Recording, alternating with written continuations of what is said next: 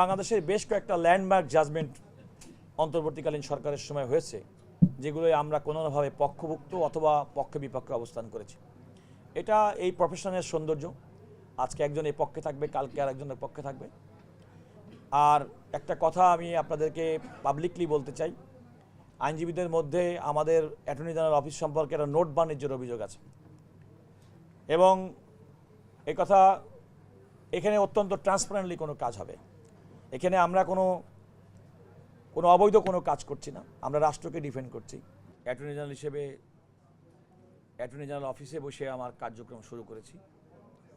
শুরুতেই আমি মহান রাব্বুল আলামিনের প্রতি অশেষ কৃতজ্ঞতা প্রকাশ করি যে এত বড় একটা সুন্দর দায়িত্ব আমার উপরে দেওয়ার জন্যে, এবং আজকে দায়িত্ব গ্রহণের সময় আমি অত্যন্ত আনন্দিত। আমাদের অনেক সিনিয়র আইনজীবী তারা এসেছিলেন, তার মধ্যে ছিলেন সাবেক অ্যাটর্নি জেনারেল জনাব barrister Fida M Kamal, senior advocate, Supreme Court আইনজীবী সমিতির সভাপতি senior advocate barrister M Mahbubuddin Khokon MP,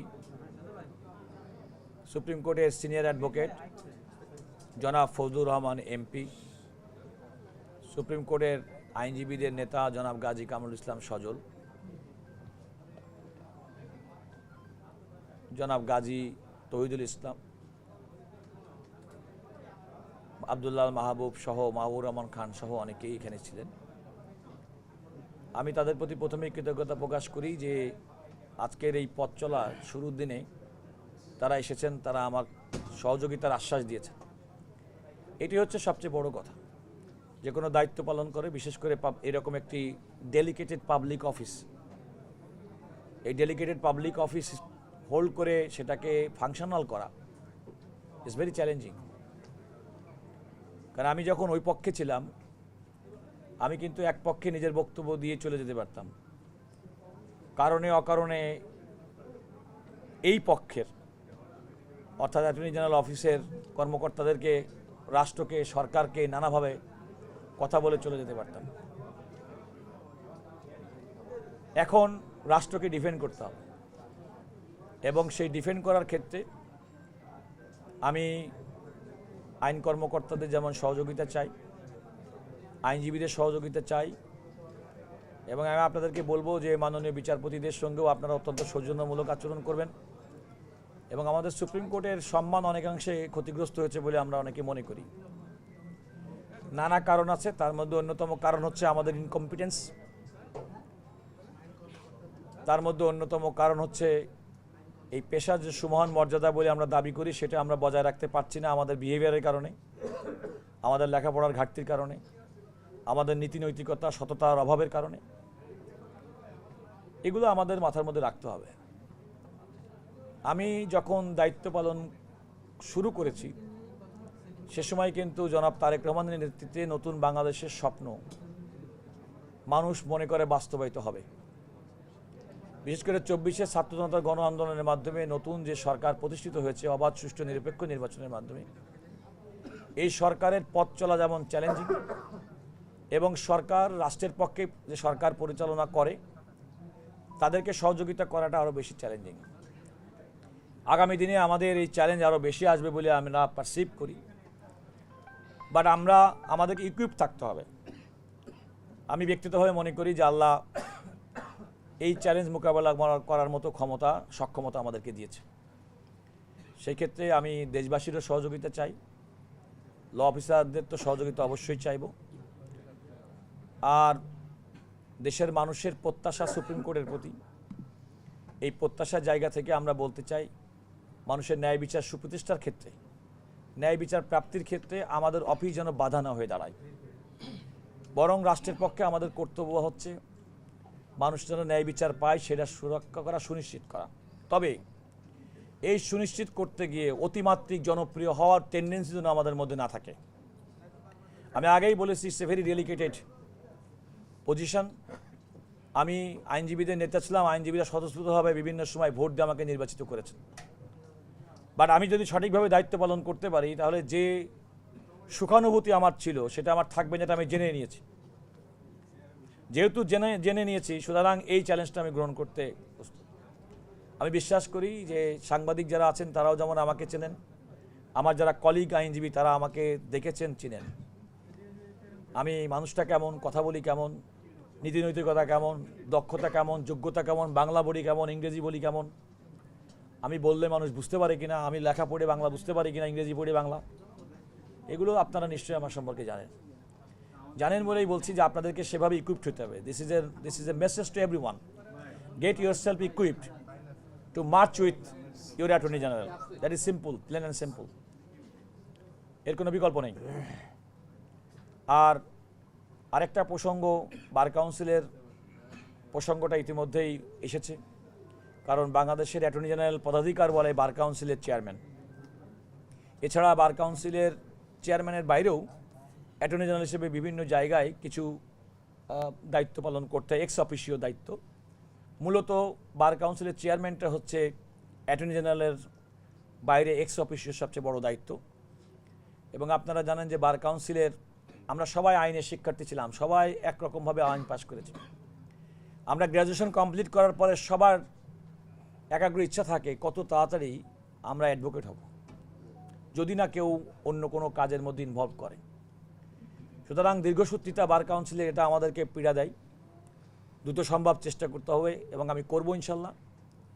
যত দ্রুত সম্ভব পরীক্ষা নেওয়া, শিক্ষার্থীদের ইচ্ছা পূরণ করা, তাদের স্বপ্ন পূরণ করা। কারণ এই স্বপ্নের সঙ্গে শুধু তারা না, তাদের পরিবারও কিন্তু সম্পৃক্ত।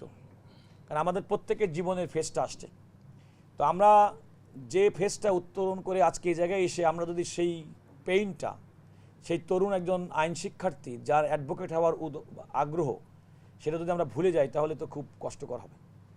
আপনারা জানেন যে আমি বার কাউন্সিলে ছিলাম এবং আমি আমার অবস্থান থেকে সবসময় এই পেইনটা ধারণ করে তার ক্ষেত্রে কার্যকর ভূমিকা রাখার চেষ্টা করেছি। সবসময় পেরেছি কথা বলবো না, কারণ ব্যর্থতার দায় বার কাউন্সিলের সদস্য হিসেবে অনেক সময় আমাদের ঘাড়ে পড়ে এসেছে, যদিও ব্যক্তিগতভাবে, কিন্তু অবস্থানগতভাবে এই দায় হয়তো নেওয়ার কথা ছিল না। আমাদের পরিবারের মধ্যেও অনেকে লয়ার আছেন যারা লয়ার হতে চান। আমাদের পরিবারের আপনাদের সবারই নিশ্চয়ই সবাই আছে, সেদিকটি লক্ষ্য রাখা হবে। তো যেহেতু মূল কাজ হবে এই সুপ্রিম কোর্টের প্রধান আইন কর্মকর্তা হিসেবে আইনি সেবা দেওয়া রাষ্ট্রকে, সেক্ষেত্রে আমার কাজের ক্ষেত্রে আমি এতটুকু বলতে পারি যে আমি শতভাগ সততার সঙ্গে, কর্মনিষ্ঠার সঙ্গে আমি আমার দায়িত্ব পালন করব। আমি আর বেশি কিছু না বলে আমি আমাদের অতিরিক্ত অ্যাটর্নি জেনারেল জনাব আব্দুল জব্বার ভূঁইয়া, আমরা একসঙ্গে সারা জীবন দীর্ঘ সংগ্রামে আইনজীবীদের অধিকার আদায়ের জন্যে রাজপথে আন্দোলন করেছি। আমাদের জনাব আরশাদুর রৌফ, তিনি আমাদের যে বর্তমান আইনমন্ত্রী, এটা আমাদের একটা বিরাট বড় ব্লেসিং যে তিনি আগে জনাব মোহাম্মদ আসাদুজ্জামান, যিনি সর্বশেষ অ্যাটর্নি জেনারেল ছিলেন, এবং তার আমাদের কার্যক্রমের ক্ষেত্রে তার একটা সরাসরি সহযোগিতা পাওয়া যাবে অ্যাজ অ্যাটর্নি জেনারেল এবং রাষ্ট্রের পক্ষ থেকে। জনাব আরশাদুর রৌফও অন্তর্বর্তীকালীন সময়ে ভারপ্রাপ্ত অ্যাটর্নি জেনারেল হিসেবে দায়িত্ব পালন করেছেন অত্যন্ত সুচারুভাবে। তার প্রতি আমি অশেষ কৃতজ্ঞতা প্রকাশ করছি। জনাব অনিকার হক, অ্যাডিশনাল অ্যাটর্নি জেনারেল, এবং অতি সম্প্রতি বিশেষ করে অন্তর্বর্তীকালীন সরকারের সময় বেশ কিছু কনস্টিটিউশনাল ইস্যুতে অনেক সময় আমরা এক পক্ষে অথবা বিপক্ষ অবস্থান নিয়েও রাষ্ট্রের জন্য, দেশের জন্য কাজ করতে সক্ষম হয়েছে। এবং বাংলাদেশের বেশ কয়েকটা ল্যান্ডমার্ক জাজমেন্ট অন্তর্বর্তীকালীন সরকারের সময় হয়েছে, যেগুলোই আমরা কোনোভাবে পক্ষভুক্ত অথবা পক্ষে বিপক্ষে অবস্থান করেছি। এটা এই প্রফেশনের সৌন্দর্য। আজকে একজন এই পক্ষে থাকবে, কালকে আর একজনের পক্ষে থাকবে।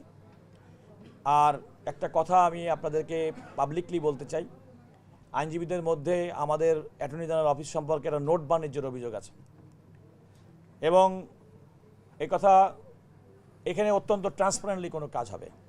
এখানে আমরা কোনো অবৈধ কোনো কাজ করছি না, আমরা রাষ্ট্রকে ডিফেন্ড করছি। কারণ এই নোট বাণিজ্যের অভিযোগে আমাদের অনেক আইন কর্মকর্তার বিরুদ্ধে পিক অ্যান্ড চুজের অভিযোগ আছে, যেমন তেমনি কিছু অনৈতিক লেনদেনের অভিযোগ আছে। এবং আমরা কিছু ব্যক্তিকে এরকম সন্দেহের তালিকায় রেখেছি যারা এগুলোর মধ্যে ইনভলভ। আমার নিয়োগের পর থেকে কয়েকদিনের মধ্যে there has been certain exercises that I have made, identified certain people who are involved or may be involved in this sort of illegal activities. They will be given a message either by clearing of the office or they will be given a final opportunity to remain in office. Second হচ্ছে আমি যেহেতু আপনাদের সবাইকে চিনি, বিশেষ করে law অফিসারদেরকে, সুতরাং absolutely I know everyone's competence. So there should not be any তদবির or something like this saying যে আমার ওই জায়গায় দেন, ওখানে দেন। কারণ দুর্ভাগ্যজনকভাবে আমাদের ল অফিসারদের মধ্যে অনেকেই সোশ্যাল মিডিয়াতে কন্ট্যাক্ট থাকে। একটা ফেসবুকে স্ট্যাটাস লেখার ক্ষেত্রে কেউ দুই কথা বাংলা সোজা করে লিখতে পারে, দু একজন, দুর্ভাগ্যজনক। তো সেগুলো আমাদেরকে অ্যাড্রেস করতে হবে, কারণ এটা কম্পিটেন্ট অফিস আমরা তৈরি করতে চাই। আমি আপনাদের সর্বাঙ্গীন সহযোগিতা কামনা করছি। আর এই পর্যায়ে আমার আর কোনো বক্তব্য নেই। যারা ল অফিসে এতদিন মতো কাজ করছেন তাদেরকে ধন্যবাদ জানাই। আপনারা সহযোগিতা করেন, আপনাদের আরও ফার্দার সহযোগিতা আমি কামনা করি। মনে রাখতে হবে অফিসটা পরিচালনা করার ক্ষেত্রে I need your cooperation. At the same time এই আপনাদের ভালো কাজে সহযোগিতা করার জন্যে, আপনাদের কম্পিটেন্সকে ডেভেলপ করার জন্যে আমার পক্ষ থেকে যে সহযোগিতা প্রয়োজন সেটা আমি করবো ইনশাআল্লাহ। সবাইকে ধন্যবাদ। অবশ্যই, জি অবশ্যই। আপনি তো নিজেই বললেন যে কিছু অনৈতিক কার্যক্রমে কিছু মানুষ সম্পৃক্ত এবং অভিযোগ এইসব অভিযোগের ব্যাপারে আপনি ব্যবস্থা নেবেন, এটা বুঝতে পেরেছি। জি। আর এখানে আরেকটা জিনিস আসছে যে ডেপুটি অ্যাটর্নি জেনারেল এবং অ্যাসিস্ট্যান্ট অ্যাটর্নি জেনারেলের সংখ্যা নিয়ে অনেক সংখ্যা, এটা কি প্রয়োজন আছে কিনা, এখানে অন্য কোনো ব্যবস্থা নেওয়া হবে কিনা, গভর্নমেন্ট কি চিন্তা করবে, আপনার কি মতামত থাকবে? দেখুন, আসলে আইন কর্মকর্তা নিয়োগ দেন মন্ত্রণালয়, এবং আইন মন্ত্রণালয় নিশ্চয়ই সেই ব্যাপারে নতুন সরকার, বিশেষ করে এই সরকার আসার পরে, নতুন সরকার আসার পরে সরকারের কার্যক্রম আপনারা লক্ষ্য করছেন। মাত্রই অ্যাটর্নি জেনারেল পদে নিয়োগ হলো। সরকার নিশ্চয়ই সামনের দিকে সেটা চিন্তা করবেন যে তাদের এই অফিস ইফেক্টিভলি চালনা করার জন্যে কী পরিমাণ আইন কর্মকর্তা দরকার। আমি আগেই জবাব দিয়েছি এবং বলেছি যে আমরা কম্পিটেন্সের উপরে ফোকাস করতে চাই, এবং আমি নিশ্চয়ই এই নিয়োগটা আইন মন্ত্রণালয় কর্তৃক দেওয়া হয়ে থাকে, এবং রাষ্ট্রপতি আসলে কোন সময় কতজন আইন কর্মকর্তা দরকার সেটা নির্ধারণ করে থাকেন। আমি বিশ্বাস করি যে আপনি যে কথাটি বললেন, আপনার এই সরকার নিশ্চয়ই সেই ব্যাপারে ওয়াকিবহাল আছে, কারণ ইতিমধ্যেই একটা মেইন স্ট্রিম পত্রিকাতে এই ধরনের আপনার যে কথা বললেন এটা রিপোর্টও ছাপা হয়েছে।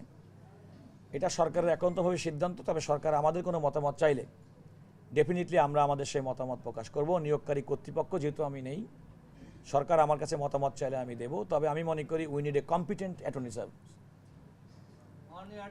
একটি প্রশ্ন, উচ্চ আদালতে মামলা জট কমাতে আপনি প্রধান আইন কর্মকর্তা হিসেবে সুপ্রিম কোর্টের সঙ্গে কিভাবে মামলা জট কমাতে কিভাবে পরামর্শ দিবেন বা এটা কমাতে গুরুত্বপূর্ণ মামলাগুলি কিভাবে দেখবেন?